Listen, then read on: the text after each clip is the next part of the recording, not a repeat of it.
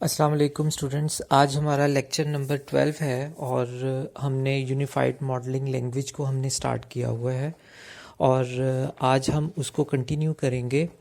Last lecture में हमने formally unified modelling language को स्टार्ट किया था। उसके बाद फिर हमने उसमें ये चीज़ डिस्कस की थी कि हमें यूएमएल की क्यों ज़रूरत पेश आई, जबकि हमारे पास बाकी ऑब्जेक्ट ओरिएंटेड प्रोग्रामिंग की लैंग्वेजेस अवेलेबल थी लाइक सी प्लस प्लस, और हमारे पास जावा अवेलेबल थी, हमारे पास सी शार्प अवेलेबल थी। तो हमें यूनिफाइड मॉडलिंग लैंग्वेज की क्यों ज़रूरत पेश आई। तीसरी चीज़, हमने यूज़ केस डायग्राम जो है वो बनानी सीखी थी और हमने इसके अलावा सिस्टम सीक्वेंस डायग्राम को हमने जो है इसको हमने डिस्क्राइब किया था कि इसको कैसे बनाया जा सकता है और इसके क्या क्या बेनिफिट्स हैं। तो आज हम इस लेक्चर में हम पहले दो चीज़ों को रिवाइज़ कर लेंगे। पहली चीज़ यूज़ केस डायग्राम है जो आपको नज़र आ रही है, इसको हम दोबारा से देख लेंगे। इसके अलावा सिस्टम सीक्वेंस डायग्राम को देखेंगे और आज का जो हमारा ऑब्जेक्टिव है वो ये कॉन्ट्रैक्ट्स को हम कैसे बनाते हैं और कॉन्ट्रैक्ट्स क्या होते हैं। तो आज के लेक्चर में हमने ये चीज़ें कवर करनी है। तो आपके सामने ये यूज़ केस डायग्राम है। हमने सबसे पहले यूज़ केसेस की राइटिंग सीखी।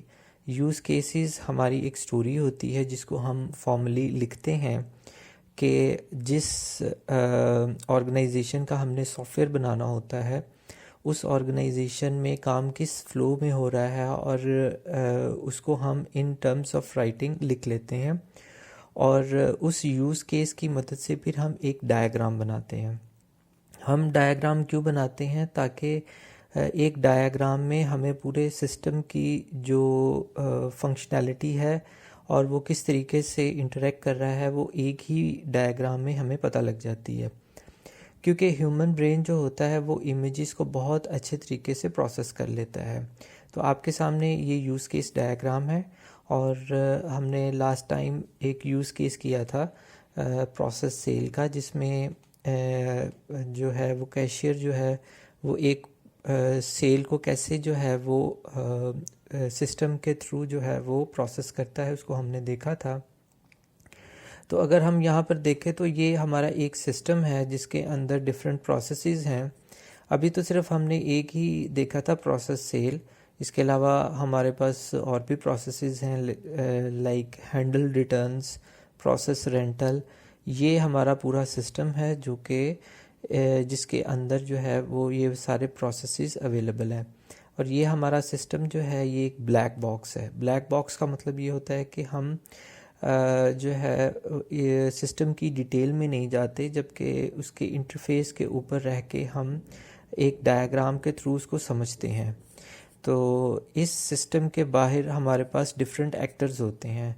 जैसे कैशियर है, कैशियर ने प्रोसेस सेल किया तो कैशियर हमारा एक प्राइमरी एक्टर है जो कि उस वक्त सिस्टम को यूज़ कर रहा है। तो जितने भी प्राइमरी एक्टर्स होते हैं वो लेफ़्ट साइड पे आते हैं। इसके अलावा हमारे पास कुछ सपोर्टिंग एक्टर्स भी होते हैं। सपोर्टिंग एक्टर्स वो होते हैं जो कि हमारी सेल में जो है या तो उनकी आइडेंटिटी जो है मॉनिटरिंग होती है या सपोर्टिंग होती है।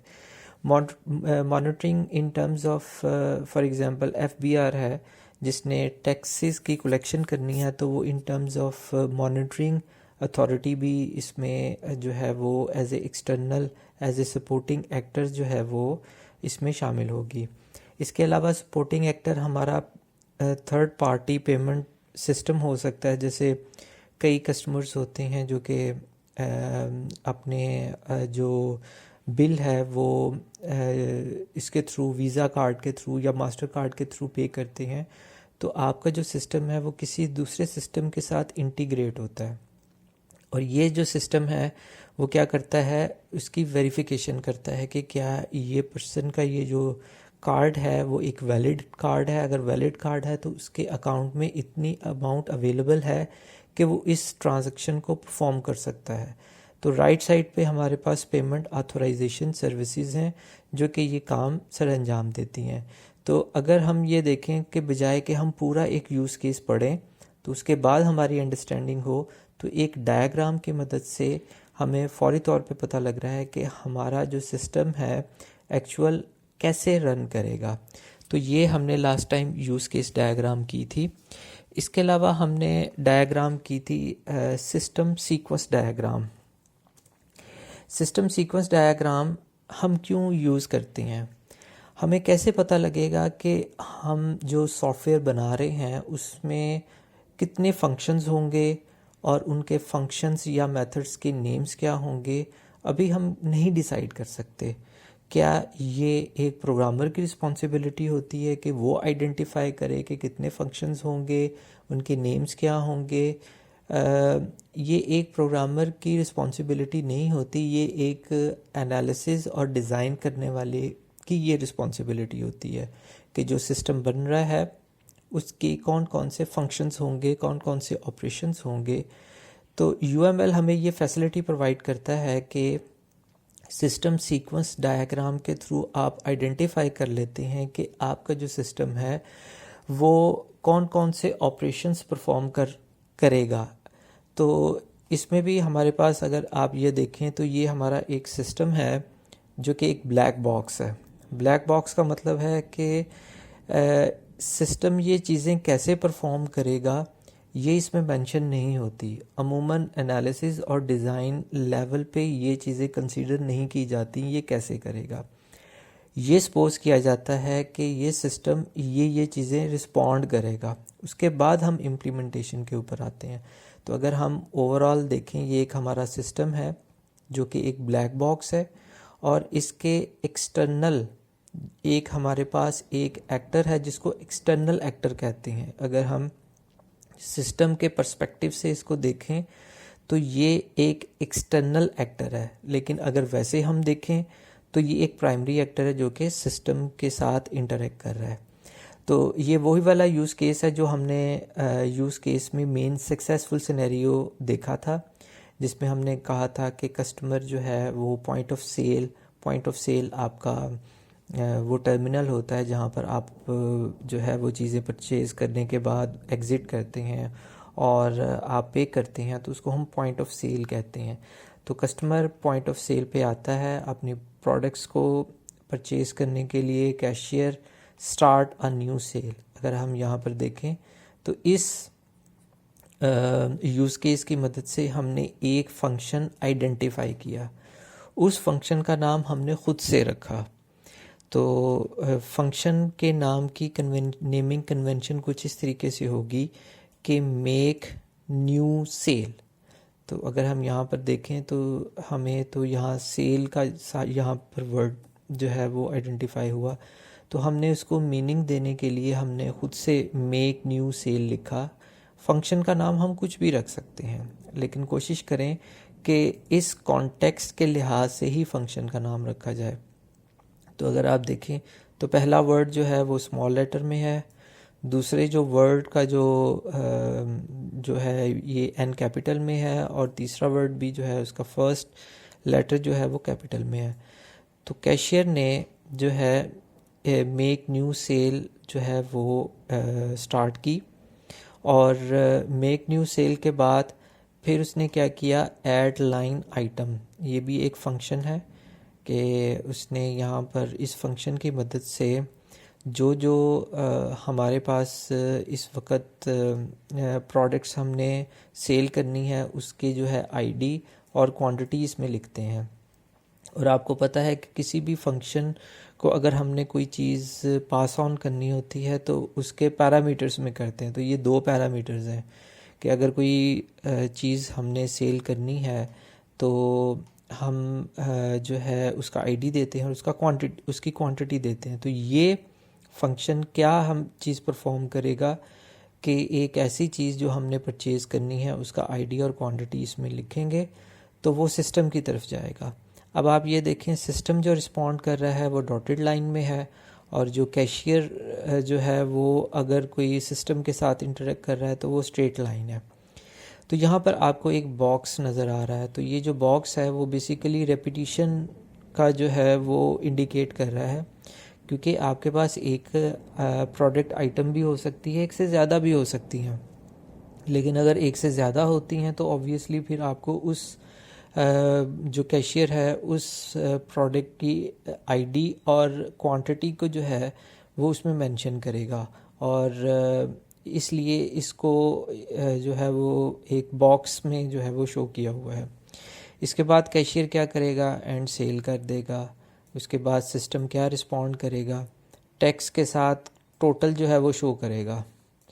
तो उसके बाद टोटल शो करने के बाद जो कैशियर है वो इन फैक्ट आपसे पूछेगा कि ये जो प्रोडक्ट है जो आप परचेज़ करने जा रहे हैं उसके लेट्स सपोज 5000 रुपीज़ बन गए हैं इंक्लूडिंग टैक्सेस के।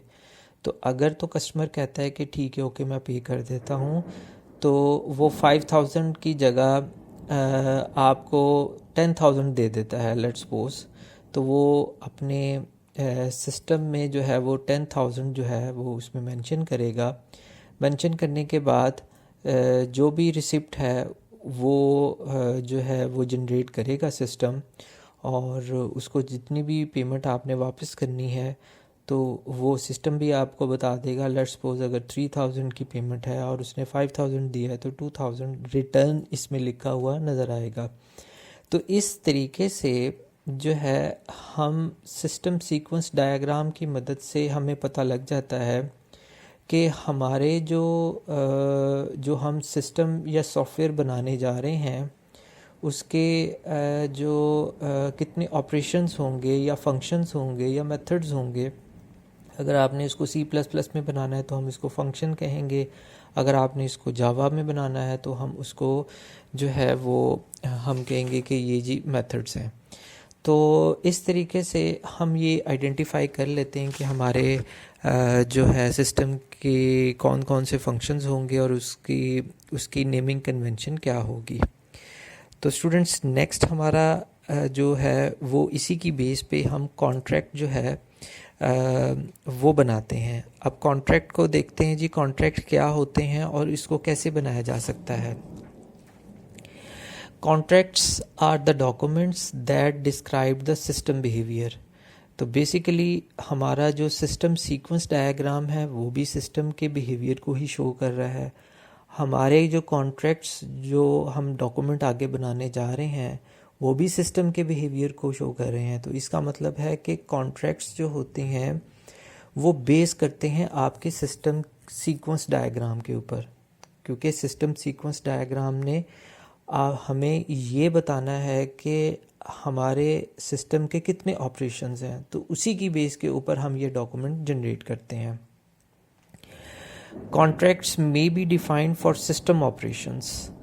तो ये सिस्टम के ऑपरेशंस और उसके बिहेवियर को डिफ़ाइन करते हैं। Operations that the system as a black box. तो अगर आप ये देखें तो हमारा जो सिस्टम है वो एज ए ब्लैक बॉक्स है। Offers in its public interface to handle incoming system events. तो ये हमें बताएगा कि हमारे सिस्टम में जो इवेंट्स हैं वो किस तरीके से परफॉर्म होंगे। The entire set of system operations across all the use cases define the public systems।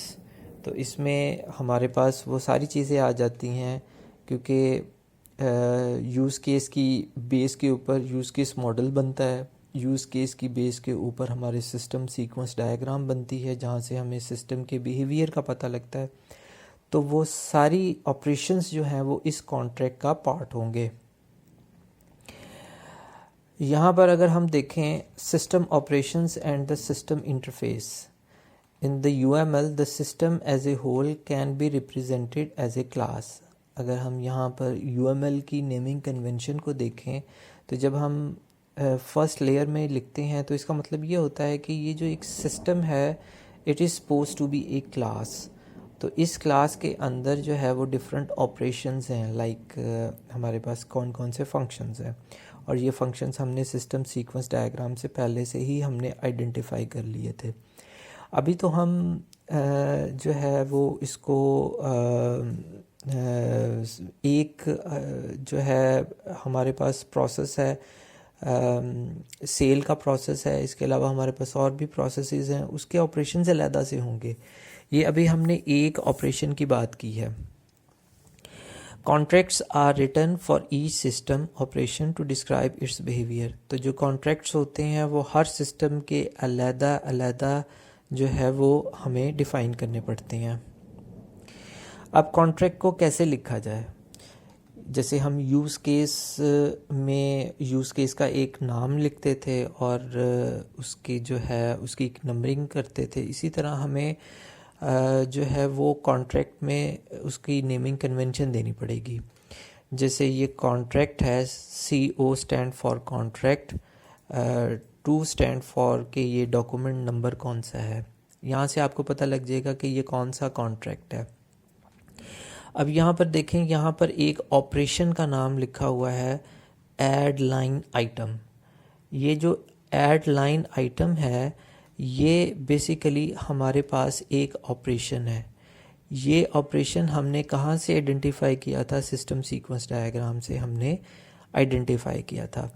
तो हम पहले तो हम कॉन्ट्रैक्ट का नेम लिखेंगे, मतलब उसकी नेमिंग कन्वेंशन देंगे, फिर उस कॉन्ट्रैक्ट का जो एक्चुअल नेम है वो लिखेंगे, फिर ऑपरेशन की जो है वो हेडिंग के अंदर हम लिखेंगे कि ये एक्चुअल ऑपरेशन कौन से वाला है, डिटेल में लिखेंगे। यहाँ पर डिटेल में तो नहीं हम लिख सके, तो अगर हम इस ऑपरेशन का अगर कंप्लीट नेम देखें तो ऐड लाइन आइटम है और उसके जो है वो डिफरेंट पैरामीटर्स हैं। जैसे आइटम आईडी है, ये क्लास का नाम हो गया, ये उसके पैरामीटर्स हो गए।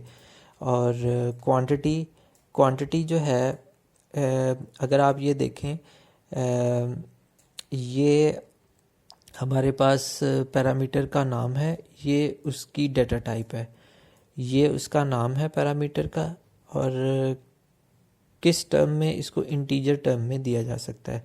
अब आइटम आईडी को आप स्ट्रिंग, यहाँ पर स्ट्रिंग भी कर सकते हैं, लेकिन आप यूज़र डिफ़ाइंड डाटा टाइप को भी जो है वो यहाँ पर डिफ़ाइन कर सकते हैं। और हमने पहले भी हमने ये डिस्कस किया था कि जो 2 किस्म की जो है वो डाटा टाइप्स होती हैं। हमारे पास एक प्रिमिटिव डाटा टाइप होती है और एक हमारे पास यूज़र डिफ़ाइंड डाटा टाइप होती है। तो प्रिमिटिव डाटा टाइप्स वो होती हैं जो पहले से बनी होती हैं, मतलब जैसे इंटीजर है, हमारे पास फ्लोट है, हमारे पास कैरेक्टर की है, इसके अलावा हमारे पास डबल है। ये वो वाली डाटा टाइप्स हैं, इसको हम प्रिमिटिव डाटा टाइप्स कहते हैं। और जो यूज़र डिफ़ाइन होती हैं, यूज़र खुद डिफ़ाइन करता है, तो ये यूज़र डिफ़ाइन है और ये प्रिमिटिव डाटा टाइप है। तो उसके बाद फिर क्रॉस रेफरेंस का आपको जो है वो एक देना पड़ेगा। क्रॉस रेफरेंस में हमें बताना पड़ेगा कि ये किस यूज़ केस से हमने ये ऑपरेशन आइडेंटिफाई किया है। तो ये हमने किस से किया था, ये प्रोसेस सेल से किया था। और इसकी एक प्री कंडीशन होती है, एक पोस्ट कंडीशन होती है।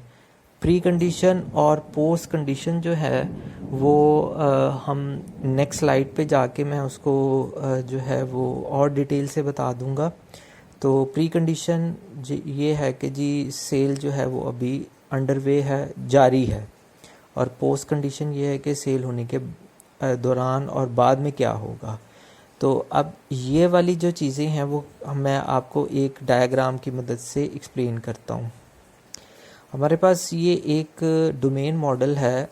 ये डोमेन मॉडल बेसिकली हमारे जो है हमने जो चीज़ें जो हमने इस वक्त यूज़ केस बनाया है, जो लास्ट हमने लेक्चर में देखा था, तो ये उस यूज़ केस का एक पार्शियल डोमेन मॉडल है, क्योंकि उस यूज़ केस में ये सारी टर्मिनोलॉजीज़ हमने इस्तेमाल की हुई हैं। उसमें हमने आइडेंटिफाई जो है वो इस डोमेन मॉडल में ये किया था कि ये हमारे नाउन्स थे और नाउन्स को हमने कॉन्सेप्चुअल क्लासेस जो है वो बना दी थी। जैसे सेल लाइन आइटम है, प्रोडक्ट कैटलॉग है, प्रोडक्ट स्पेसिफिकेशन है, ये हमारी क्लासेस है, कॉन्सेप्चुअल क्लासेस हैं। तो इसके अंदर कॉन्ट्रैक्ट में हम कैसे देखेंगे जी, ए सेल्स लाइन आइटम, अब वर्ड लिखा हुआ है ए सेल लाइन आइटम। तो अगर हम यहाँ पर देखें तो ये एक हमारी कॉन्सेप्चुअल क्लास है। ये देखें, ये हमारी कॉन्सेप्चुअल क्लास है। Instance, SLI।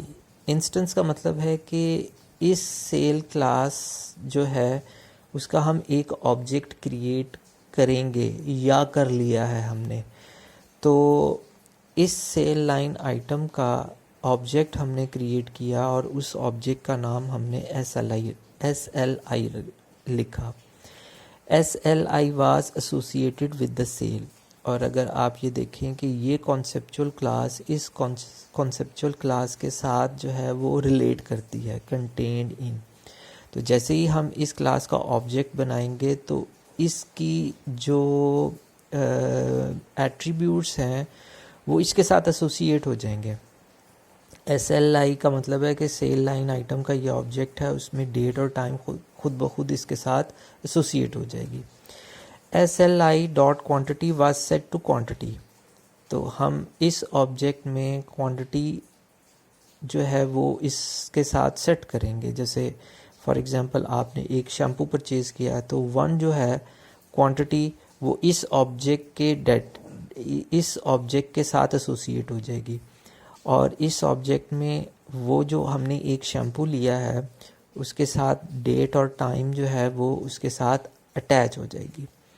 फिर SLI was associated with a product specification based on item ID matched। अगर हम लिखते हैं कि जी ये SLI जो है ऑब्जेक्ट है, उसमें हम आइटम आईडी देते हैं, क्योंकि शैम्पू तो हेड एंड शोल्डर भी है,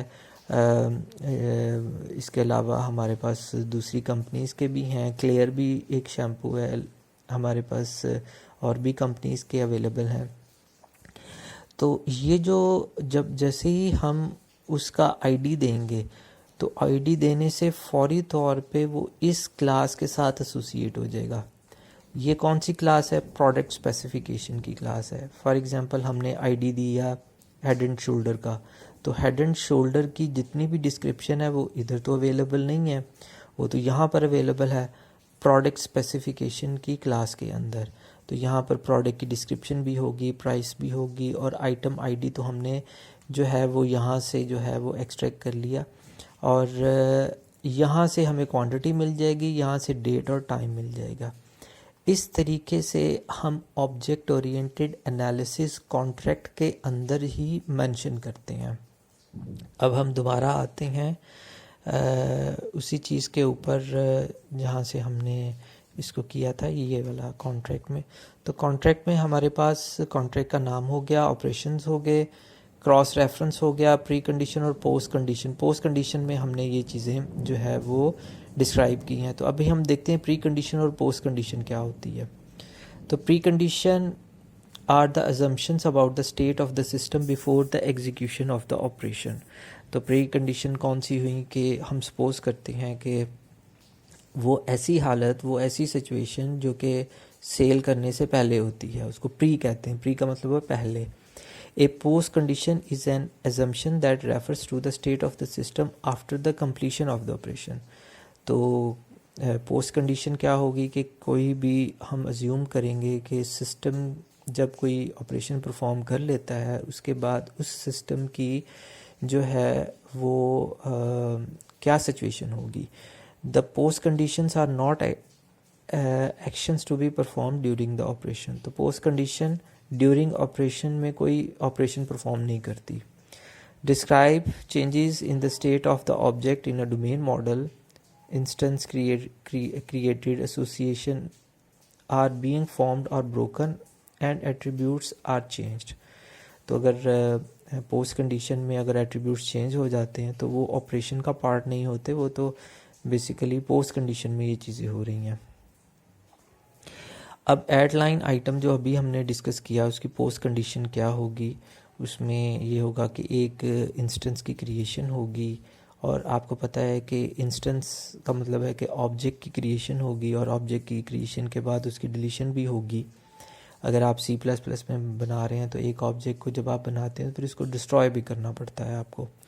After the item ID and quantity of an item have been entered by the cashier, what new object should have been created?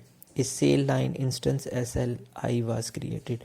ये हम पहले भी डिस्कस कर चुके हैं कि आईडी के बाद कौन सी चीज़ें होंगी।